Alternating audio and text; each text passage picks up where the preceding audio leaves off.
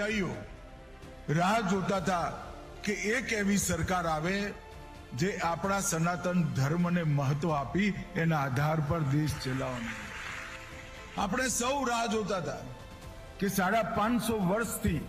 બાબરે તોડેલું ભગવાન રામનું અયોધ્યાનું મંદિર ફરીવાર બને અને જોત જોતામાં મંદિર બની એની ભગવી ધજા આજે દિગ દિગંત મને વિશ્વાસ છે કે સંતોના આશીર્વાદથી હવે કોઈ દિવસ સનાતન ધર્મના અનુયાયીઓ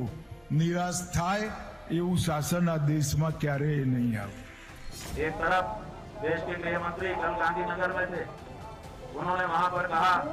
कि संतों का अपमान करने वाली और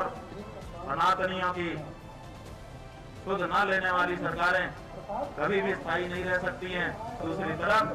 सनातन धर्म के सबसे बड़े प्रतीक शंकराचार्य, सबसे बड़े प्रतीक बटुक, सबसे बड़ी प्रतीक सन्यासी, सबसे बड़े प्रतीक ब्रह्मचारी, जिन्होंने सनातन को अपने कंधों पर ढोने के लिए अपना जीवन समर्पित कर दिया है, ऐसी साधवियां, ऐसे